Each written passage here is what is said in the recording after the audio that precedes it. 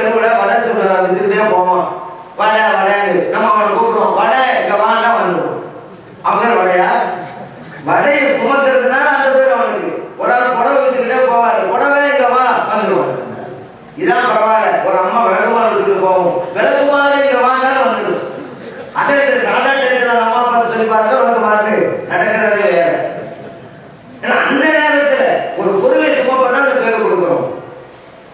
நம்முடைய உடம்புக்கு நான்கிறது இல்லைங்கிறது தெரியும். ஒரு பையன் அம்மாட்ட சொல்றாரு, நான் போயிட்டு வரமா அப்படின்னு. அம்மா சொல்லுவாங்க, உன் உடம்பு ஒரு நல்லா கவனிச்சுக்க அப்படிம்பாங்க. உன் உடம்ப கவனிச்சுக்க அப்படிங்கும் பொழுது அவர் வேற, அவர் உடம்பு வேறங்கிறது தெரிஞ்சு போச்சு. இல்ல உடம்புதான் அவர்டா, உடம்பை உன்னை நீ கவனித்து கவனிச்சு சொல்றது அப்படி யாரும் சொல்றது இல்லை. நீ சுத்தம் செய்வான் அப்படிங்கிறோம். உன் உடம்பு சுத்தம் செய்வாங்கிறோம். நான் அப்படிதான் நம்முடைய உயிர். அந்த உயிர் எனது தாயும் தந்தையும் தங்களுக்கு அர்ப்பணமாகட்டும். நபிகள் நாயகம் ஸல்லல்லாஹு அலைஹி வஸல்லம் இந்த உலகத்தில் மறைஞ்சிருக்காங்க. அவங்களோட உடல் புனித உடல் வைக்கப்பட்ட இடத்துக்கு அபூபக்கர் சித்திக் ரலியல்லாஹு அன்ஹு வர்றாங்க. அவர் முகம் மூடி வைக்கப்பட்டிருக்கிறது. அந்த திரையை அகற்றாங்க. முத்தமிடுகிறார்கள் அபூபக்கர் சித்திக் ரலியல்லாஹு அன்ஹு. அந்த நேரத்தில் சொன்னார்கள், ஃபிதாக அபி வ உம்மி யா ரசூலல்லாஹ். ஸல்லல்லாஹு அலைஹி வஸல்லம் அவர்களே, என்னை ஈண்டெடுத்த தாயும் தந்தையும் தங்களுக்கு அர்ப்பணம் என்றார்கள். அபூபக்கர் சித்திக் ரலியல்லாஹு தஆலா அன்ஹு அஹ்மதிலே பதிவு செய்யப்பட்ட ஹதீஸ். இன்னொரு கட்டத்துல அபூதர் ரலியல்லாஹு சொல்றாங்க, நபிகள் நாயகம் ஸல்லல்லாஹு அலைஹி வஸல்லம் அவர்கள் கஅபாவுடைய நிழலிலே அமர்ந்திருந்தார்கள். நான் அங்க போனேன். அந்த நேரத்தில் நபிகள் நாயகம் ஸல்லல்லாஹு அலைஹி வஸல்லம் சொல்லிட்டு இருந்தாங்க, அல் அஃஸரு நஷ்டவாளிகள் சொல்லியிருந்தாங்க. ரப்பில் கஅபா, கஅபாவுடைய இறைவனை சத்தியப்பட்டு சொல்கிறேன் நஷ்டவாளிகள் அப்படின்னாங்க. நான் போய் சொன்னேன், மன்ஹும் யா ரசூலல்லாஹ், நஷ்டவாளிகள் சொல்லுங்களா யாரு அப்படின்னு நான் கேட்டேன். அப்பதான் நபிகள் நாயகம் ஸல்லல்லாஹு அலைஹி வஸல்லம் சொன்னாங்க, அவர்கள் அல் அக்ஸரு அம்வாலன், நிறைய பொருள் செல்வத்தை வழங்கப்பட்டிருப்பார்கள் இந்த உலகத்தில். ஆனால் அதற்குரிய ஹக்குகளை நிறைவேற்ற மாட்டார்கள், ஸகாத் கொடுக்க மாட்டாங்க. உதாரணம் சொல்றாங்க, ஒட்டகம் இருக்கும், மாடு இருக்கும், ஆடு இருக்கும், ஆனா அதுக்கு ஸகாத் கொடுக்க மாட்டாங்க. இந்த மாடு ஒட்டகை இதுவெல்லாம் மறுமையில வரும். அந்த பொருட்கள் தன்னுடைய கொம்புகளால் அந்த மனிதனை முட்டும் செலவன சொல்றாங்க. ஏன் அதுக்குள்ள ஹக்கு நிறைவேற்றலையில அந்த மிருகங்கள் தன்னுடைய கால்களால் அந்த மனிதனை உதைக்கும் செல்வனாக சொல்றாங்க. எதை ஏதாவது சொல்லுவோம் செல்வம் சொல்லிட்டு இருக்கிறானோ அந்த செல்வனை அவனை முட்டும் உதைக்கும். செய்ய வேண்டியதை செய்யணும், ஜக்காத்தை கொடுக்கணும். ஆனா இன்னைக்கு ஜக்காத் ஒரு தடவை கொடுத்தா போதும், அப்புறம் கொடுக்க தேவையில்லை. மக்களை கஞ்சல்களாக மாற்றிருக்கிற ஒரு கூட்டம் உருவாகி இருக்கிறது. மக்களுக்கு கொடுக்கறது நம்ம யோசிக்கிறார். இன்னும் சில பேர் இருக்கிறாங்க, நல்லா தொழுவாங்க. ஒரு கூட்டம் அப்படி இருக்கு. தொழுவானுமா 1000 ரக்காத்தான் சொல்லுங்க, எப்ப தொழுவேன் நெற்றி தேயிற அளவுக்கு தொழுவேன். ஆனா ஒரு 7 கஞ்சஸ் கொடுப்பா அது மாட்டேன். அப்படி நடைபெற இருக்கிறோம். கொடுக்கிறது இல்லை, தொழுவு மட்டும் நடக்கிறது. அது இறைவன் அதே முஸ்ஸலாம் வாக்கு ஜக்காங்கிறார். தொழுகை நிறைநாட்டுங்கள், ஜக்காத்தையும் கொடுங்கள்.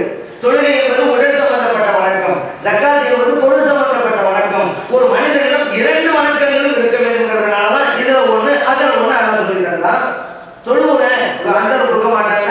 ஒரு கஞ்சல் இருந்தாரு, வம்சத்திடம் விளையாட்டு போயிட்டாரு. பள்ளிவாசல நெருங்கின உடனே தான் ஞாபகம் வருது. ஆனா நான் வீட்டுல லைட் எரிஞ்சுட்டு இருந்துச்சு, அது ஆஃப் பண்ணாமையில வந்துட்டோம். நம்ம தொழுதுக்கு போற வரைக்கும் எரிஞ்சுக்கிட்டே இருந்தா வீட்டு ஓடிக்கிட்டே இருக்கும். அப்படின்னு நினைச்சிட்டு பள்ளிவாசல் போனவர் திரும்புறாரு வீட்டுக்கு. கதவை தட்டாரு. அந்த அம்மா கதவை திறக்க போனிச்சுல சொன்னாரு, கதவையும் திறந்துடாத, அடிக்கடி கதவை திறந்தா தாம்பால் தெரிஞ்சு போகும், அதனால நீ திறந்துடாதா அப்படிங்கிற.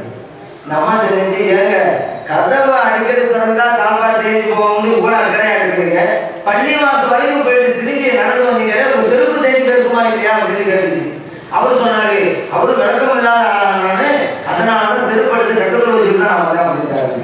இப்படிப்பட்ட கட்சிகள்லாம் இருக்கிறாங்க. அடுத்த ஒரு உணவு கொடுக்க சொல்லுங்க, ஒரு ஏழைக்கு சோறு கொடுக்க சொல்லுங்க, மாட்டாங்க. விருந்தாளிகள் வந்து 2 வீட்டுக்கு ஒரு மாதிரியா பார்ப்பாங்க. அப்படியே வந்துட்டாங்க, எப்படா இந்த விருந்தாளிகள் போவாங்கன்னு நினைப்பாங்க. அப்படிதான் ஒரு விருந்தாளி வந்துடாச்சு. இவரு கூப்பிட்டாரு மனைவிய, இந்த இவங்க எல்லாம் போற மாதிரி தெரியல, இதுக்கு ஒரே ஐடியா என்னன்னு கேட்டா, நம்ம 2 பேருக்கு மத்தியில சண்டைன்னு காமிக்கணும். அப்ப அவங்க நினைப்பாங்க, சமூகத்துல பிரச்சனை கிடக்கு, நம்ம இனிமேல் இருக்க நல்லா இருக்க போயிடுவாங்க அப்படின்னு முடிவு பண்ணிட்டாங்க. அதனால நான் அடிக்கிற மாதிரி அடிக்கிறேன், நீ அழுகுற மாதிரி அழு, அவங்க போயிடுவாங்க. சில 2 திட்டம் போட்டுக்கிறாங்க. இவரை அடிச்சாரு, அந்த அம்மாவும் அழுதாங்க, நாங்க போயிட்டு வரோம்னு போயிட்டாங்க. உடனே ஒரு மனைவி கூப்பிடுறாரு, சொன்னாரு, பாத்தியா எப்படி ஒரு அடிச்ச மாதிரி அடிச்சா பாத்தியா, தன்னை திறமை வெளிப்படுத்துறாரு. அந்த அம்மா விடுமா, அது சொல்லுது, எப்படி அழுகுற மாதிரி அழுகுன அதை பாத்தீங்களா நீங்க அப்படின்னு. கதவு டொக்கு டொக்கு சத்தம் கேட்குது. தொடர்ந்து பார்த்தா போனவங்களாம் வந்து நிற்கிறாங்க. ஏங்க வந்தீங்க? நாங்க போன மாதிரி போனோம், வர்ற மாதிரி வந்தோம் அப்படின்னாங்க அவங்க. இப்படி சில பேர் இருக்கிறாங்க. பிறருக்கு கொடுக்க வேண்டும். இந்த கஞ்சன்களுக்கு ஒரு வகையை உருவாக்கி கொடுத்திருக்கிறாரு இந்த வஹாபிகள். ஒரு தடவை ஜக்காத் கொடுத்தா போதும் அப்படின்னு. ஆனா நபிகள் நாயகம் ஸல்லல்லாஹு அலைஹி வஸல்லம் சொல்றாங்க, கொடுக்கல இவைகளெல்லாம் அன்போடு உன்னை முட்டும் உதைக்கும் என்று சொல்லி காட்டுகிறார். அதே போல பாருங்க, நபிகள் நாயகம் ஸல்லல்லாஹு அலைஹி வஸல்லம் அவர்கள் இருந்த இடத்தில் ஒரு ஜனாசா போகிறது. சஹாபா மக்கள்லாம் அந்த ஜனாசா புகழ்ந்து பேசினாங்க. அடுத்து ஒரு ஜனாசா போகுது, அது உரையா பேசினாங்க. முதலாவதாக புகழ்ந்து பேசும்போது பஜபத்து கடமை விட்டதுன்னாங்க நபிகள் நாயகம் ஸல்லல்லாஹு அலைஹி வஸல்லம். அடுத்து சஹாபா மக்கள் இரண்டாவது ஜனாசாவை குறை பேசிய போது பஜபத் கடமையாக விட்டது என்றார்கள் நபிகள் நாயகம் ஸல்லல்லாஹு அலைஹி வஸல்லம். உமர் ரலியல்லாஹு அன்ஹு கேட்கிறாங்க, ஃபிதாக அபி வ உம்மி யா ரசூலல்லாஹ், இது யூஸ் பண்ண வாசகம். என்னை ஈடெடுத்த தாயும் தந்தையும் தங்களுக்கு அர்ப்பணம் யார சொல்லலாம், கடமையாகிவிட்டது. கடமையாகிட்டது நீங்களே, என்ன கடமையானது அப்படின்னு நான் சொல்லலாம் சொல்றாங்க. முன்பு போன அந்த ஜனாசாவை நீங்க புகழ்ந்து பேசுனீங்க, நான் சொர்க்கம் கடமையானது அப்படின்னு சொன்னேன். இரண்டாவது போன ஜனாசாவை நீங்க புற பேசுனீங்க, நரகம் கடமையானது என்று. காரணம், இந்த உலகத்தில் இறைவனின் சாட்சியாளர்கள் நீங்கள் தான் என்றார். அன்றும் சுஹதாவுல்லா என்றார். இது ரொம்ப முக்கியமான விஷயம். அதனாலதான் 4 பேர் நல்லவங்க சொல்லும் போது இந்த உலகத்தோடு போகணும். அவங்களா நல்ல மனுஷராக போயிட்டாரு அப்படின்னு 4 பேர் வாயில வரணுங்க. வந்துருச்சுன்னு வச்சுக்கிறேங்க, வந்து நம்ம சொல்ற முடிஞ்சு போச்சு.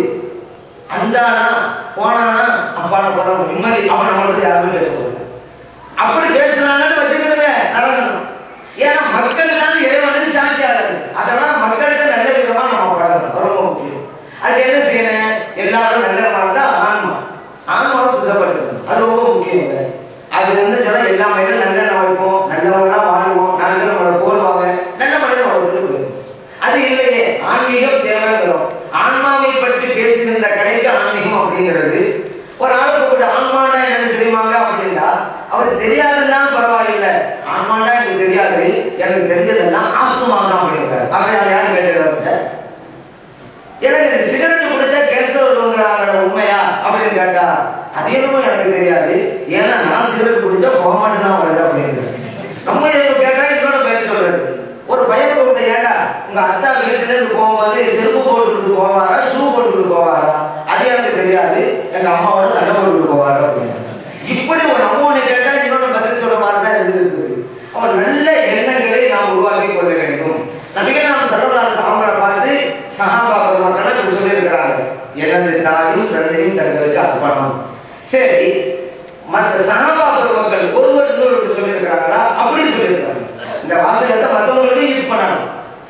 இப்போ உதாரணத்துக்கு இப்னு அப்பாஸ் ரலியல்லாஹு சொல்றாங்க, அலி ரலியல்லாஹு வந்தாங்க, ஒது செய்வதற்கு தண்ணி கேட்டாங்க, நான் கொண்டு போய் கொடுத்தேன். அலி ரலியல்லாஹு என்ன கேட்டாங்க, நபிகள் நாயகம் ஸல்லல்லாஹு அலைஹி வஸல்லம் அவர்கள் எப்படி ஒது செய்தார்கள் என்பதை உனக்கு சொல்லித் தரவா அப்படி என்ன பார்த்து கேட்டாங்க. நான் சொன்னேன், ஃபிதாக அபி வ உம்மி, என்னை ஈடெடுத்த தாயும் தந்தையும் தங்களுக்கு அர்ப்பணம் சொல்லித்தார்கள் என்று அவங்க அப்படியே செஞ்சு காமிச்சாங்க. இப்ப இங்க பாருங்க, அலி ரலியல்லாஹு அன்ஹு அவங்கள பார்த்துதான் இப்னு அப்பாஸ் ரலியல்லாஹு இந்த வார்த்தையை யூஸ் பண்றாங்க. அதனால பெரியவர்களுக்கெல்லாம் இந்த வார்த்தையை, இந்த வாசகத்தை உபயோகிக்கலாம் அப்படின்னு நம்ம புரிந்து கொள்றோம். இந்த ஹதீஸ் அஹ்மதில் பதிவு செய்யப்பட்டிருக்கிறது. சரி, நபிகள் நாயகம் ஸல்லல்லாஹு அலைஹி வஸல்லம் அவங்கள பார்த்து சஹாபா பெருமக்கள் சொன்னாங்க, ரைட்டு. நபிகள் நாயகம் ஸல்லல்லாஹு அலைஹி வஸல்லம் அவர்கள் வேறு எந்த தோழரை பார்த்தாவது இந்த வார்த்தையை உபயோகித்திருக்கிறார்களா அப்படி ஒரு கேள்வி வருது. உபயோகித்திருக்கிறார்கள். ஸல்லல்லாஹு அலைஹி வஸல்லம் அவங்க கூட சொல்லியிருக்கிறாங்க சஹாபா பெருமக்களை பார்த்து. அதுல உதாரணத்துக்கு ஃபாத்திமா ரலியல்லாஹு அன்ஹா அவங்க எடுத்துக்கொள்ளலாம். நபிகள் நாயகம் ஸல்லல்லாஹு அலைஹி வஸல்லம் அவர்கள் எப்பொழுது பயணம் புறப்படுகிறார்களோ, போயிட்டு வரோம் சொல்லுவோம்ல, வெளியூர் போறதா இருக்கா, இப்படி சொல்லும் பொழுது கடைசியாக யாரும் சொல்வார்கள் தெரியுமா? ஃபாத்திமா ரலியல்லாஹு அன்ஹா அவங்கள்ட்ட தான் சொல்லுவாங்க. கடைசியா சொல்வது அவங்கள்ட்ட தான் இருக்கும். மற்றவங்க சொல்லிவிட்டு கடைசியில் மகளா ஃபாத்திமா ரலியல்லாஹு அன்ஹா அவங்கள்ட்ட வந்து நான் ஒரு வெளியூர் போற போயிட்டு வரேன். இது ஒன்று.